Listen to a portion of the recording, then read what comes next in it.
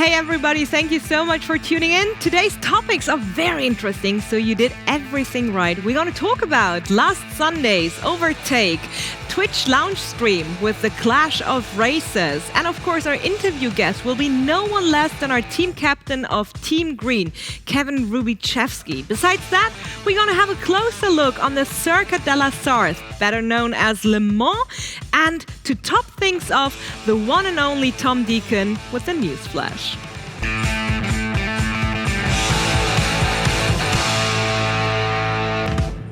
Hello and welcome to our 6th studio episode of Nitro Nights. I'm your host Melek Balgün, and I hope you haven't missed our Clash of Races Overtake Twitch TV launch stream on Sunday. If so, do not worry, you can go and rewatch the VOD, and while you're at it, hit that follow button on our Twitch channel. Besides that, we got a lovely highlight video ready for you, but later more to that. We had another thing going on this weekend. Another race on the Circuit de la Sarthe happened.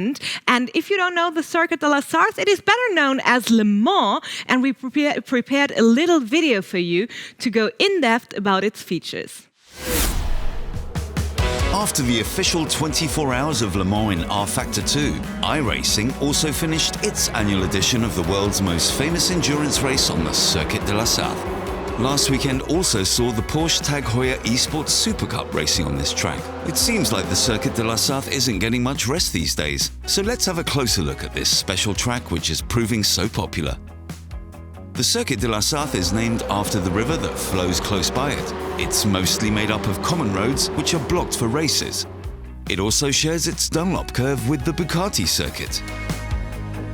The track starts out a bit intimidating, with the tower-like buildings and seats left and right, leading to the famous Dunlop curve, followed by the Dunlop chicane. The Dunlop curve requires a swing from a wide angle to hit it right, while the Dunlop chicane really makes it hard to time your braking and hit the apex. The Chapelle Rundown is the point where the 24-hour circuit and Bugatti circuit part ways. Now we enter what's probably the most famous part of the track, the Unodier, more commonly known as the Mulsanne Straight. While this was a fast straight until the 90s, it's now interrupted by two chicanes, making the drivers slow down a bit and keep their focus sharp. Both chicanes can be left with full throttle after the second apex, enabling you to take the third with as much power as possible. After leaving Mulsanne, we can speed up to top gear once again until we reach Indianapolis, probably the slowest corner of this track, followed by Arnage. Drivers need to switch sides quickly to find the best line through these corners and be careful on the brakes. The Porsche curves seem easy, but to get the most out of them, a little finesse is needed, or it's surprisingly easy to hit the wall.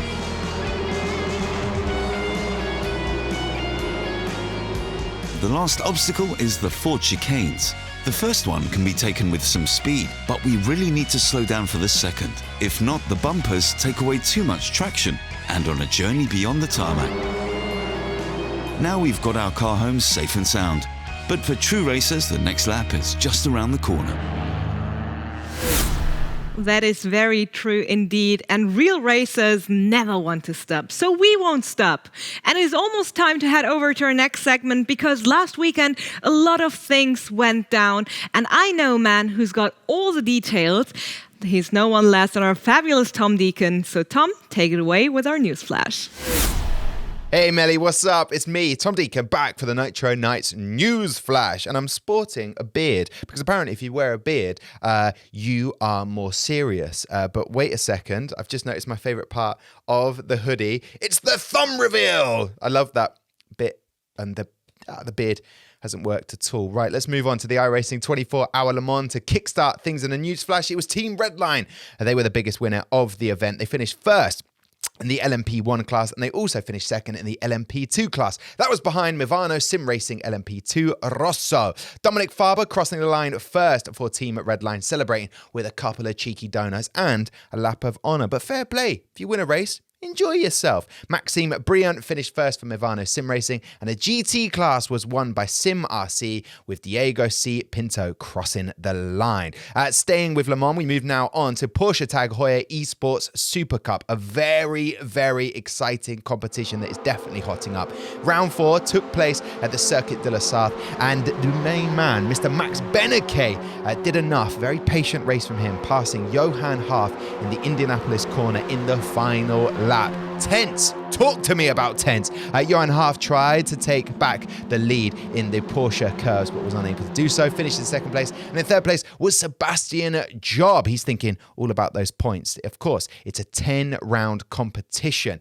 Now, special mention to P4, Mitchell de Jong, aggressively holding on to that position against the rest of the pack, holding them off from the trio. Now, news just in, and this is fresh off the press, and I'm going to read a tweet that has just come in from Porsche Motorsport, hashtag PESC. A late deployment of white flag in Saturday's Porsche Tagheuer Esports Supercup sprint caused the race to run for an extra lap. A large number of drivers were running out of fuel.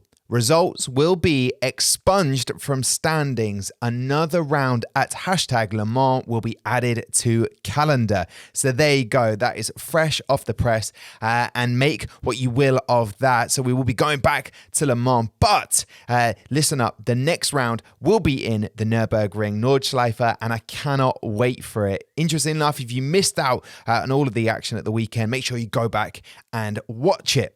Now, we have to talk about the SRO Esports GT Series Round 5, the final round, taking place at the Circuit de Kyalami in South Africa. Very exciting race because a title was on the line. Yes, Louis Delatraz got off to a great start. However, he was overtaken by Di Lorenzo and the wildcard competitor Angus Fender. Now, Angus Fender got sent spinning back down the order after making contact with the Porsche. No penalty was given to Louis Delatraz, but he was relegated to third because Jordan Pepper moved up to second. In terms of incidents, I tell you what, Di Lorenzo and Pepper got caught up in a crash, but because they were so far ahead of everyone else, it made no difference to the standings. So, Di Lorenzo finishes in first, second place, Jordan Pepper, and in third place, Louis Delatraz. And because he finished third, he wins the Pro Series title. Wasn't the only pro race taking part on this circuit and competition round 5, because in the Silver Series, well, that was won by the main man, of course, Jesus Cecilla, crossing the line to clinch victory and be crowned the Silver Series champion 2020. Congratulations to both of those drivers. Now, finally, I want to talk about this. It's the ADAC Sim Racing Expo, and it's going digital. Yes, that's right. This year's ADAC Sim Racing Expo will be held completely digital from December the 11th to December the 20th. Now, exciting times for everyone, because this means that everyone will still be able to participate. Normally takes place at the Nürburgring, but because of the pandemic, that is unable to happen. Now, I know people will be asking me, Tom, does this still include the ADAC Digital GT 500 and the Sim Racing Trophy? Yes, it does. But Tom, what about the trade fair? Surely that still can't happen. Well, funnily enough, the digital content is going to be taking over this part of the show. Now, if you want to shorten the wait time, at the end of September, brand new website for you, simracing-unlimited.com, will have all of your needs. Now, I may have gone on and looked at it and there's nothing there. So you have to wait until the end of September.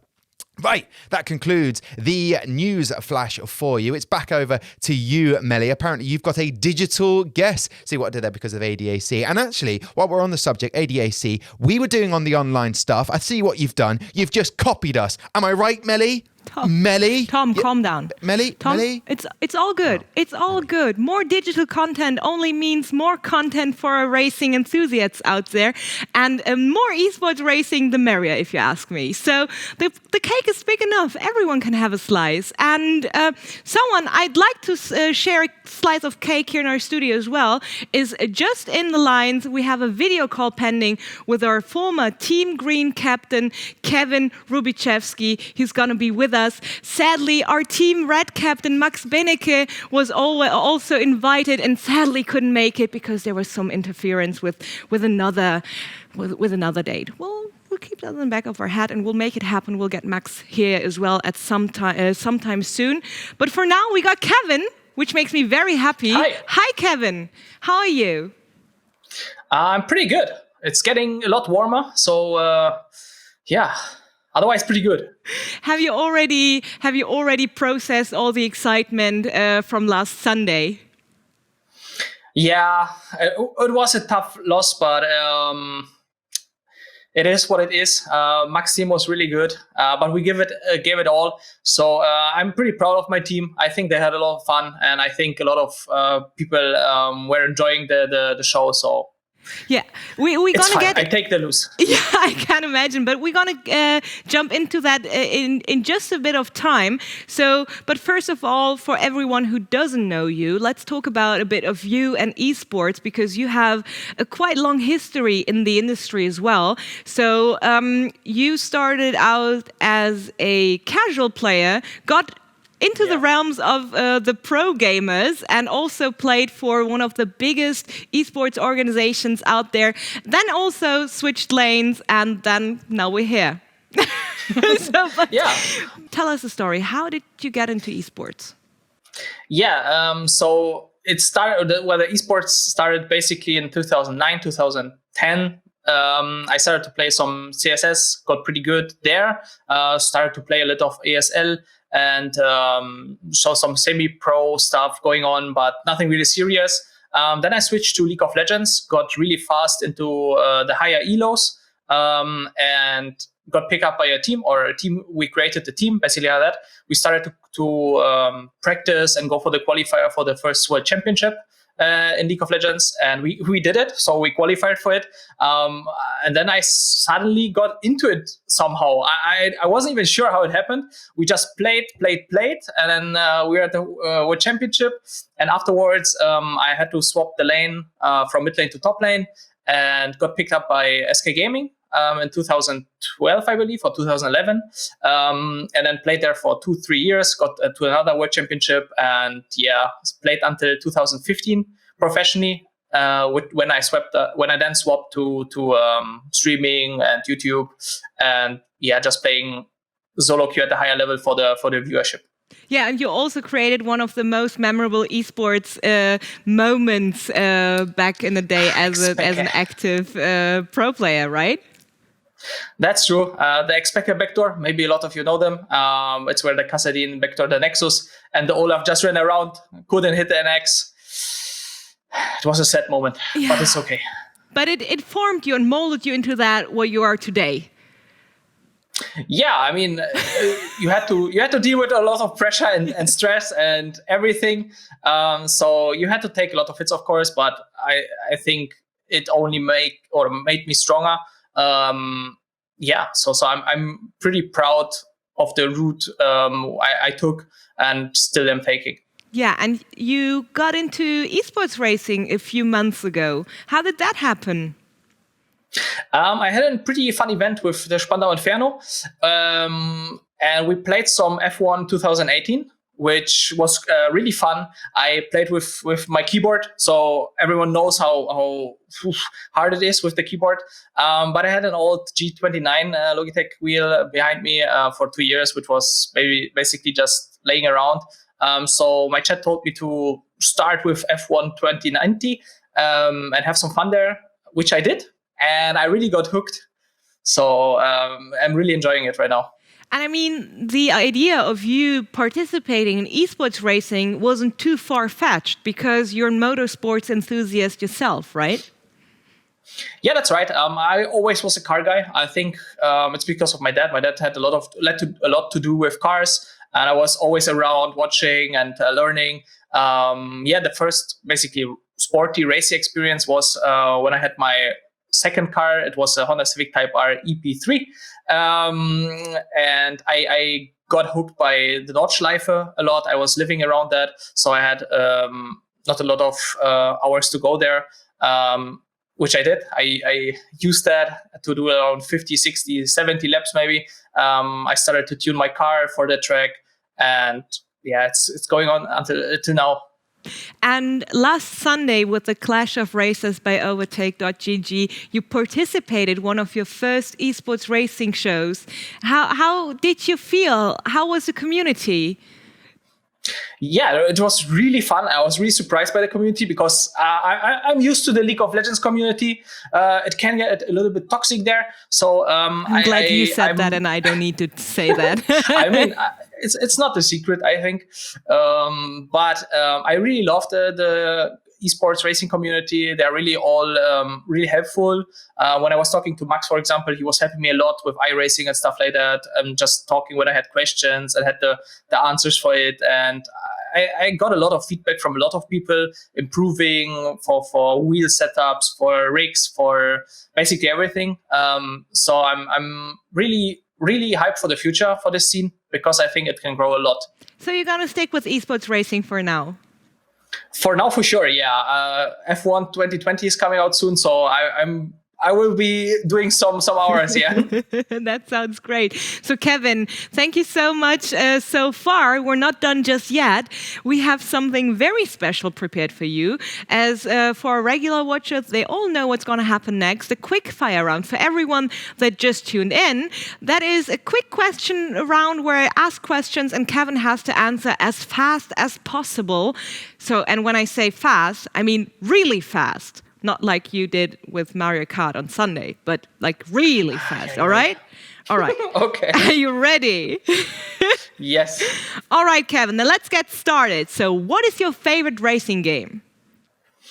F1. What is your favorite driver? Leclerc. Favorite car? Red Bull. All right. Offline or online? Offline. All right. A racing game in the League of Legends universe or a MOBA with cars? MOBA with cars. That would be amazing, wouldn't it be? That would be sick, I think. Yeah. Your most joyful racing experience in traditional or esports? The first rounds on the Nordschleife with the gravity and stuff like that to feel it. It was pretty amazing. Yeah, in real life, right? In real life, yeah. Yes, perfect. So final question, red or green? Green. Even have the perfect shirt for it. So You actually put on matches. a green shirt for today. Yeah, I did. That's dedication, guys. It's actually my only one. Perfect. That's dedication indeed. But at least you thought about it. So, and with speaking of green, for everyone who missed our show on Sunday, we had a big thing going on here in the studios. We had our Clash of Races by Overtake. And guys, if you have missed it, go and watch back the VOD. It is uploaded in our Twitch channel, twitch.tv/overtake_GG. And you're going to be amazed because we had a lot of fun, Kev1n, right? Yeah, we did. It was pretty nice. Yes. And guys, so we prepared a sweet and short highlight reel for you if you have missed the action on Sunday. If not, we concluded all the happenings in this lovely video. Enjoy. 2 teams, each with 4 racers and 1 captain. But these weren't your everyday racers. Captains Max Benneker and Kevin Rubichevsky were each joined by 3 esports racing influencers and a wildcard winner. Keeping it in the Overtake colours, Team Red competed against Team Green for our lovely Overtake trophy. 7 head-to-head races would determine the winner, starting with iRacing and ending with a one and only Mario Kart, with a small challenge as the cherry on the top. In each round, both teams sent one of their contestants to bring the win home, and with it 6 points. But it wasn't only winning that earned points. The community could also vote to give an extra point to one team each round. The first game was iRacing, in which James Baldwin managed to beat Cem Bolukbazi to claim the first points for Team Green. In the second race of the day, Jimmy Broadbent outdrove Maxime MXM in F1 2019. Assetto Corsa was next, where Dave Gaming and Charlie Martin both made mistakes.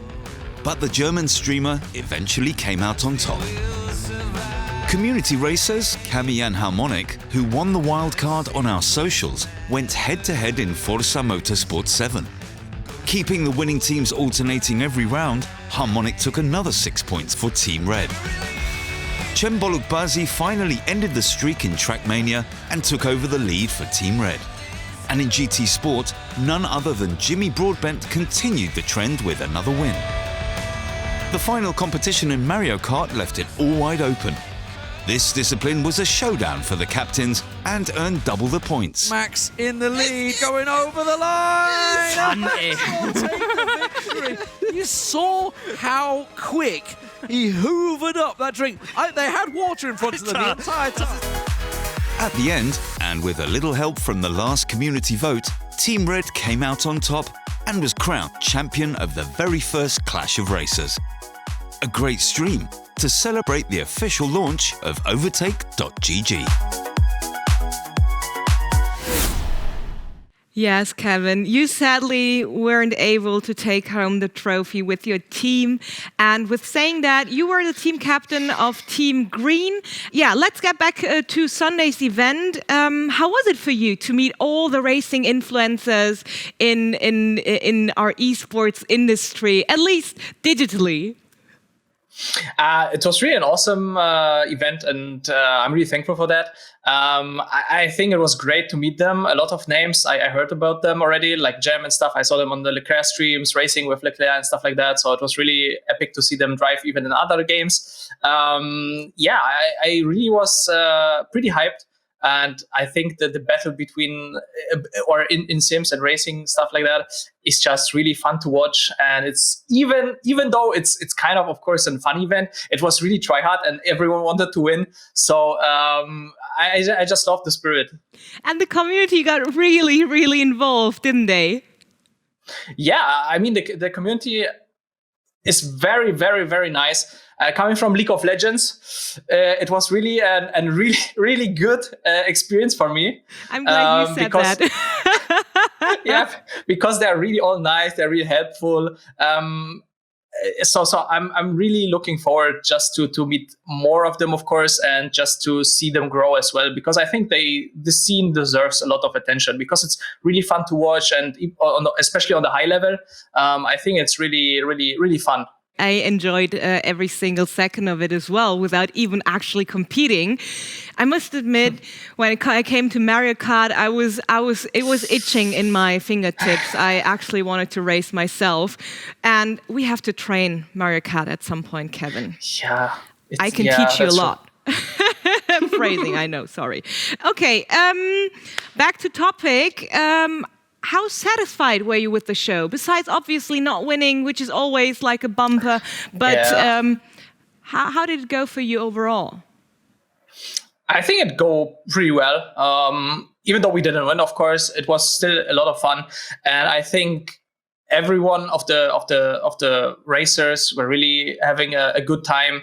And yeah, I wanted to win really badly. I will be honest, because it's just nicer, of course. But to see them race and know each other, because I think there was a big part as well, because a lot of these people, these racers, they know each other and they know even how they race, especially the white guys as well. They know each other from the leagues and stuff like that. So I think it was a pretty good time for them as well.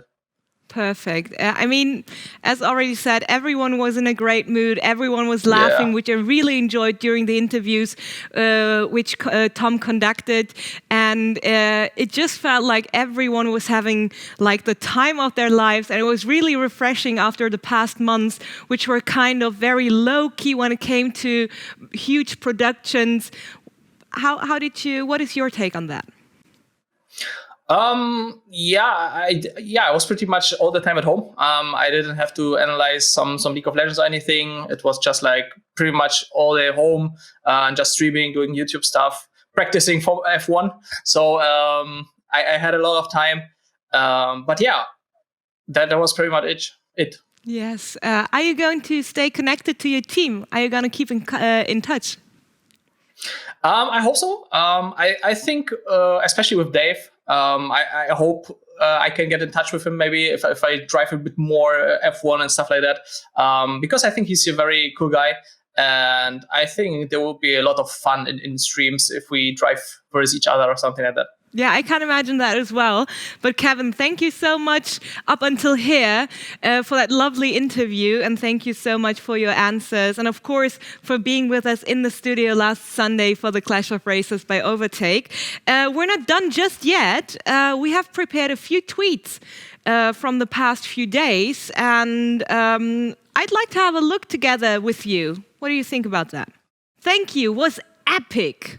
It was epic indeed, guys. So go and watch back the VOD. And I mean, Overtake answered, maybe we'll see you in Trackmania competitions soon, because Jem actually, and Maxime as well, put on a splendid performance.